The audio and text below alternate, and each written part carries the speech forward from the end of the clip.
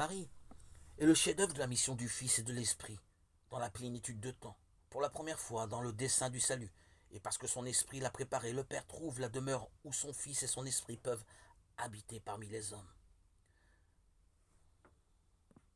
En elle commencent à se manifester les merveilles de Dieu que l'Esprit va accomplir dans le Christ. L'Esprit Saint a préparé Marie par sa grâce. Il convenu que fût pleine de grâce la mère de celui en qui habite corporellement la plénitude de la divinité. Colossiens 2, 9. Elle a été par pure grâce conçue sans péché, comme la plus humble des créatures, la plus capable d'accueillir au don ineffable du Tout-Puissant. C'est à juste titre que l'ange Gabriel la salue comme la fille de Sion. Réjouis-toi. C'est toute l'action de grâce de tout le peuple de Dieu qu'elle fait monter vers le Père dans l'Esprit Saint en son cantique, alors qu'elle porte en elle le Fils éternel. En Marie, l'Esprit Saint réalise le dessein bienveillant du Père.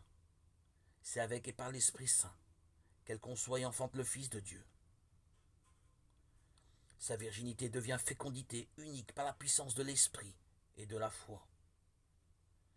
En Marie, l'Esprit Saint manifeste le Fils du Père, devenu Fils de la Vierge. Elle est le buisson ardent de la manifestation de Dieu. Comblée de l'Esprit Saint, elle montre le Verbe dans l'humilité de sa chair, et c'est aux pauvres et aux prémices des nations qu'elle le fait connaître.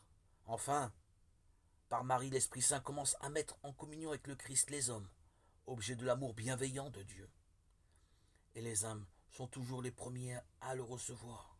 Les bergers, les mages, Simon et Anne, les époux de Cana et les premiers disciples.